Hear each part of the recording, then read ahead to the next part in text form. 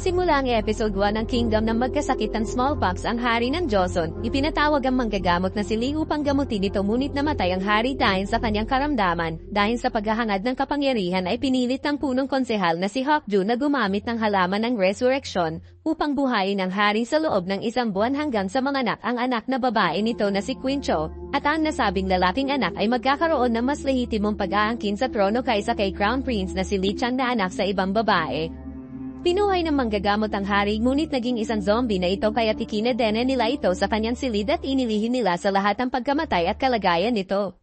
Isang gabi ay pumasok sa palasyo ang manggagamot na si Lee at ang kanyang assistant na si Danny upang pakainin ang hari. Bago pumasok ay binalaan ni Lee si Danny na huwag tingnan ang hinihigan ng hari pagkatapos ay pumasok na sila sa kwarto. Ngunit sa pagluhod ng batang lalaki upang bigyan ng isang mangkok ng gamot ang hari ay bigla siyang hinila at kinaladkad nito, at dahil sa takot ay maririnig ang umalingaw na pagsigaw nito sa katahimikan ng gabi. Kinaumagahan ay makikita naman ang nakapaskil na papel na may nakasulat na patay na ang hari. Binasa ito ni Commander Bumil na anak ni Hokju at sinabi sa kanyang mga sundalo na arestuhin ang sino mang gumawa at nagpaskil ng papel na ito sa buong kabisera. Kinagabihan ay inaresto nila ang lahat ng mga Confucian scholar at pinagkukuha nila ang mga ito para sa interogasyon. Samantala ay pinag-uusapan ng mga opisyal na hinuli na ang mga scholar at hindi na nakakapagtaka na kaya kumalat ang bali-balita na patay na ang hari dahil 10 araw nang may sakit ito. At si Hokju lang at ang anak na reyna nito ang nakakakita sa kanya. At sa ilalim ng mga pagtutorture sa mga scholar ay tinuligsa ng isa sa mga ito ang angka ni Hokju. Sinabihan niya itong mga traidor at inakusahan niya ito na nagpapayaman lang ang angka nito. Ngunit sumagot si Hokju at inakusahan din niya ng pagtataksil ang mga scholar at sila ang kumikilos at pinagsisilbihan nila ang Crown Prince na si Lee Chang. Pero teka muna, bakit tila yata bitter si Hokju kay Lee Chang? Ayon sa chismis ni Marisa na kumare ni Marites na dahil si Lee Chang ang nag-iisang anak na lalaki na dapat humalili sa hari, ngunit anak naman ito ng hari sa ibang babae kaya't illegitimate na tagapagmana ang kawawang Lee Chang, kaya't inilihim ni Hokju ang pagkamatay ng hari sa lahat at hintayin ang panganganak ng kanyang anak na reyna, upang pumalit sa trono ang kanyang apo at ang kanilang angka na mamumuno at hahawak ng kapangyarihan. Samantala makikitang nakaluhod si Lee Chang sa loob ng ilang araw sa labas ng silid ng reyna, dahil sa kagustuhan nitong makita ang kanyang ama, lumabas at hinarap siya ng reyna at sinabi ni Lee Chang na 10 araw nang may sakit ang aking amang hari at bilang anak ay wala akong magawa para sa kanya, nakikiusap akong papasukin muna ako sa palasyo ng hari, ngunit tinanggihan siya ng reyna at sinabing baka mahawalan siya kung lalapit siya sa ama at nakiusap din ng reyna na umalis na siya, ngunit tinanong niya ang reyna kung buhay pa ba talaga ang kanyang amang hari. Ngunit sumagot ito at inakusahan siya nito na galit si Lee Chang sa kanya at sa kanyang kapatid na hindi pa isinisilang, at pinutusan na nito ang kanyang mga katulong na ihatid na ang Crown Prince sa kanyang silid at pagkatapos ay tinalikuran na siya ng reyna. Masama ang loob ni Lee Chang at sinabi nito na kailangan kong makita ang aking ama, pupunta ako sa palasyo ng hari, ngunit pinigilan siya ng mga servant at nakiusap ang mga ito sa kanya na unawain naman sila. Galit na pumasok sa silid ng Crown Prince at pinatawag nito ang kanyang pinagtitiwalaang bodyguard na si Muyong at ilang saglit ay pumasok na sa silid ang kanyang bodyguard. Pagharap nito ay inilabas nito ang galit sa ginawang di pagpayag ng reyna na makita ang kanyang amang hari, kaya't inutusan niya si Muyong na kuhanin ang journal na nakatago sa pagamutan, ngunit sinabi nito na paano kung makukuha ay nakabantay ang mga guard doon. Pabirong tinuntun siya ni Lee Chang, di ba ninakaw mo yung mga pagkain ko at binigay mo sa mabait mong asawa na nabuntis, lagi mo nalang ipinanlalaban yan sa akin. Kung malalaman nila na ninakaw mo yung pagkain ko tatanggalin ka nila sa trabaho, matatanggal din ako kapag nahuli ako sa pagnanakaw ng journal. Ganon ba? Kasi narinig ko na may masarap na mga beef pancake na yung hapunan mukha palang hindi kita po pwedeng pilitin. Ngunit tagling sumagot si Muyong na siguradong sigurado akong makukuha ko ito sa pagpapalitan ng mga guard bago sumikat ang araw. Kinagabihan ay palihim na pumasok si Lee Chang sa palasyo ng kanyang amang hari upang malaman niya ang tunay na kalagayan nito at tiningnan niya ang pagpapalitan ng mga guard. Ilang sandali ay nakarating na ito sa loob at doon ay narinig niya ang pag-uusap ng ilang tao sa loob kung saan ay pinag-uusapan ng mga ito na nawawala ang hari. Patawarin mo ako, umalis lang ako ng ilang sandali, kung gusto mong mabuhay ay kailangan mong makita ito ngayon. Kaya't nagtaka si Lee Chang kung bakit nawawala ang kanyang ama at nang may marinig siyang tila may lumalakad at umuumulay nagtago siya sa isang kwarto at doon ay nakita niya ang isang anino na tila halimaw na lumalakad. Makikitang nakatayo ang mga buhok nito at papalapit ito sa kanya kaya't kinuha niya ang isang bakal na panghampas, ngunit nang tumapat ito sa kanyang harapan ay biglang namatay ang ilaw sa labas. Habang sinisilip ay binuksan niya ng dahan-dahan ang pinto at pagbukas ay biglang bumungad sa kanya ang commander. Sinabi nito sa kanya na ano ang ginagawa mo dito, kamahalan. Habang nagtataka si Li Chang ay sinabi niya na may nakita siya na parang isang halimaw sa hallway na umuungol na parang isang hayop na amoy dugo at mabaho. Hindi totoo yan at nagkakamali ka lang, kamahalan. Bumalik ka na sa iyong kwarto at magpatingin ka na sa manggagamot. Kaya tinutusan na niya ang mga servant na ihatid na si Li Chang sa kanyang kwarto, pero nagpumilit pa din ito at nagtungo sa kwarto ng kanyang ama. Ngunit pinigilan siya ni Bam Il at tinutukan siya nito ng espada sa leeg. Sinabi ni Li Chang na ang tapang mong bumunot ng espada sa akin, ipinagutos ito ng reyna at pinapanatili ko lang ang batas ng palasyo. Magagawa ba ng isang commander na dumanak ang dugo ng isang maharlikang pamilya? Kung kaya mong gawin ay ituloy mo. Pagkatapos ay pumasok na ito sa kwarto ng kanyang amang hari, ngunit nakita niyang nakaupo si Hokjo. Sinabi sa kanya na nag-aalala ka ba sa kaligtasan ng iyong ama? Nakita ko ang isang halimaw sa palasyo ng hari. Nakakita din ako ng isa at ito ay ang isang anak na punwaring nag-aalala sa kanyang ama at palihim na hinihiling niyang mamatay na ito upang masigurado niyang ligtas ang kanyang kapangyarihan para sa kanyang sarili at iyan ang halimaw na nakita ko. Iniimbestigahan na din ang mga scholar at pag lumabas na kung sino ang may pakana upang humalili sa trono ay kahit na ang commander ay pwedeng patayin ito. Pagkatapos ay sinabi nito sa kanyang anak na si Commander Bamil na palabasin na ang Crown Prince. Makikitang malungkot na wala ng kibo at parang maiyak na ang kawawang si Li Chang. Pero sa palagay mo, tama bang alisan nila ng karapatan na magmana ng trono ang anak ng hari sa ibang babae? Para sa akin lang, haanak pa din siya nito at bilang anak ay may karapatan siya bilang maging kahalili ng hari. Hindi naman kasalanan ng anak na maging anak siya sa ibang babae. Ang mali pa dito ay dahil sa paghahangad sa kapangyarihan ay inilihim nila ang pagkamatay ng hari at ginawa pa nilang zombie. At pagkatapos ay pinagkaisahan pa nilang lahat na mawala na si Li Chang at pinigilan pa nilang makita ang ama nito.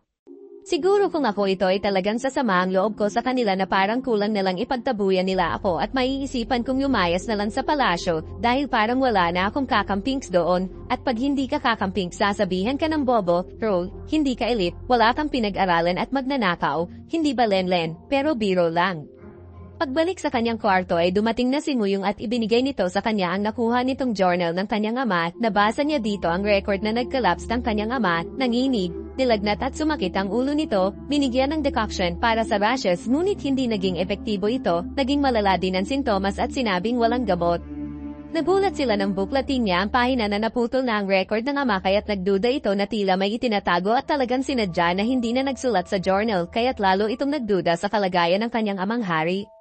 Samantala ay nakita naman ni Muyong ang pangalan ng manggagamot na si Li sa huling record sa journal, kaya't nagplano si Li Chang na umalis sa palasyo ng nakabalat kayo upang hanapin ang manggagamot at pinaghanda niya din si Muyong upang samahan siya.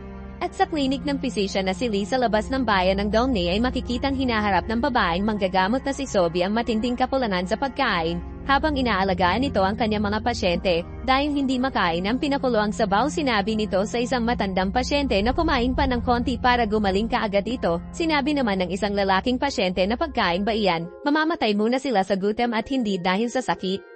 Sinabi ni Sobi na nangako ang gobyerno na magpapadala ito ng bigas sa lalong madaling panahon. Sinabi ng lalaking pasyente na marami nang namamatay sa gutom. Pagkatapos ay pinuntahan niya ito at pagalit niyang inayos ang benda sa braso ng lalaking pasyente, habang sinasabi nito na mas lalong magkakasakit ang mga pasyente kung hindi nila kakainin iyon kaya't pag-isipan mo ang mga sinasabi mo. Pamaya-maya ay nakita nilang paparating ang manggagamot na si Li, habang sakay nito ang isang kabayo na tila may dalang isang kahoy na kabaong. Nag-alala at napaisip si Sobi nang makita niya yon. Pagbaba ay tinanong niya si Li kung ano ito ngunit sumagot ang manggagamot na maghanda kayo para sa isang paglilibing.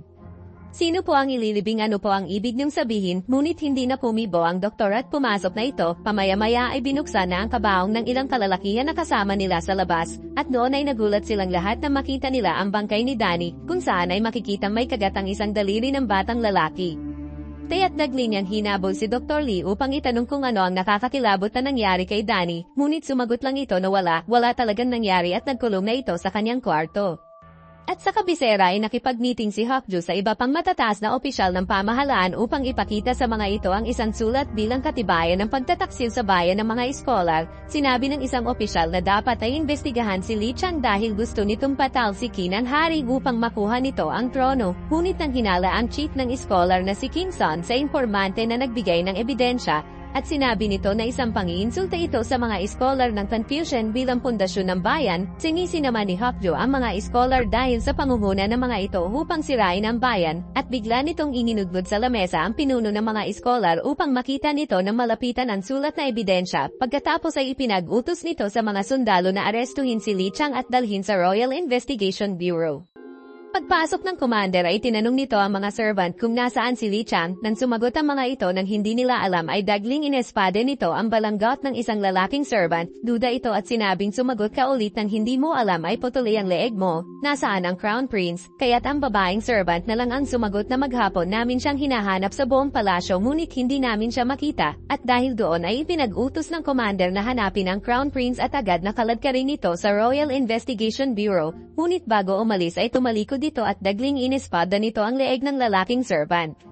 At sa lungsod ay tinanong ni Li Chang at Muyong ang isang orderly sa pagamutan ng palasyo ang tungkol sa kinaroroonan ni Dr. Li. Sinabi nito sa kanila na bumalik na ito kaagad sa Dongni nang maging kritikal ang kondisyon ng kanyang assistant, matapos magkaroon ito ng mga malalalim na sugat sa katawan na tila parang inatake ng isang dambuhalang halimaw. At sa halip na bumalik sa palasyo ay nagpasya na si Li Chang na magpunta sa Dongni, ngunit sinubukan ni Muyong napigilan ito ngunit tumanggi ang Crown Prince dahil alam niyang papatayin siya kung mananatili siya sa Hanyang. Inamin niya kay Muyong na ang mga akusasyon ay totoo, bilang anak sa ibang babae siya ay mapapatalsik sa trono kapag ang reyna ay nagsilang na ng anak na lalaki. Kaya't nagplano siya ng kudeta upang iligtas ang kanyang sarili, at ang tanging paraan upang mailigtas ang kanyang sarili at ang kanyang mga taga-suporta ay ang malaman ang katotohanan sa manggagamot na si Li ang tungkol sa kalagayan ng kanyang ama.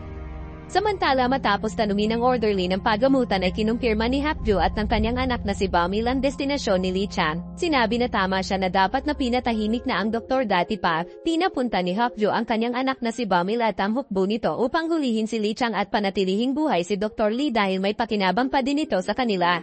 Pagbalik ay nagtaka silang dalawa na makitang may malakas na usok sa chimney na tila may niluluto. Pagpasok ay narinig nilang nag-uusap ang mga pasyente at sinasabi ng isa sa mga ito na ang tagal ko nang hindi nakakakain ng karne. Nakita ni Sobi na tuwang-tuwa at sarap na sarap ang mga ito habang nagsisikain. Pagpasok sa kusina ay nakita niyang nagluluto ang isang pasyenteng si Yungsin. Tinanong niya ito at sinabing ano iyan.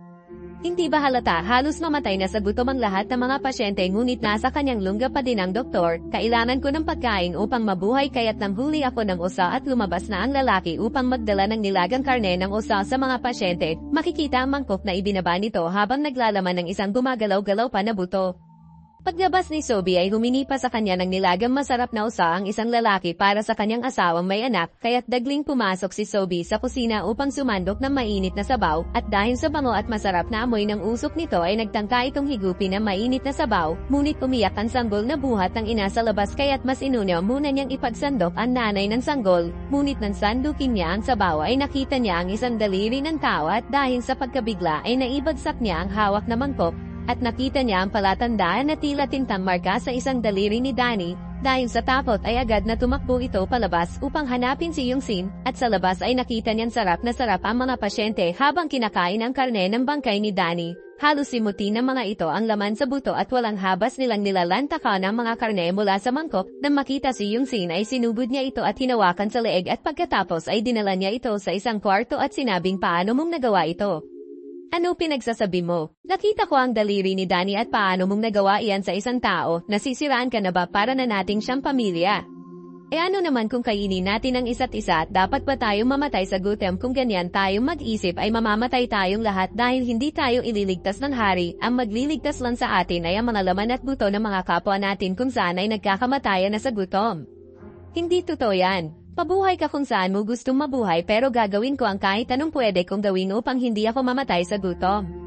Samantala ay makikita naman ang isang batang babae na pinaiinom ng isang mainit na sabaw sa mangkok. Sinabi nito na ang sarap ngunit ilang sandali ay biglang naduwal ito at tumirik ang mga mata, at pagkatapos ay bigla ding naduwal at mga nangisay ang iba pang mga pasyente doon. Pamaya-maya ay namatay na din ang batang babae at pagkatapos ay nakita din yan nangisay ang isang matandang lalaki at tumirik din ang mga mata nito. Paglabas ng babaeng staff ay nakita niyan nagkalat na ang lahat ng mga bangkay sa labas, ngunit habang tinitingnan ng isang lalaking pasyente ay makikitang dahan-daang bumabangon ang namatay na batang babae at bigla siyang inatake nito.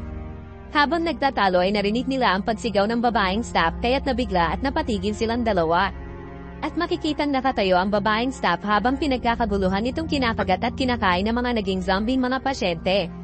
Ano na ang nakakasabik na mangyayari, mahuli kaya ng commander at ng hukbo si Lee Chang at Muyong? At makaligtas kaya si Sobi at si Yunsin mula sa pag-atake ng mga naging zombie mga pasyente? At iyan ang ating aabangan sa nakaka-excite na susunod na episode 2 ng Kingdom.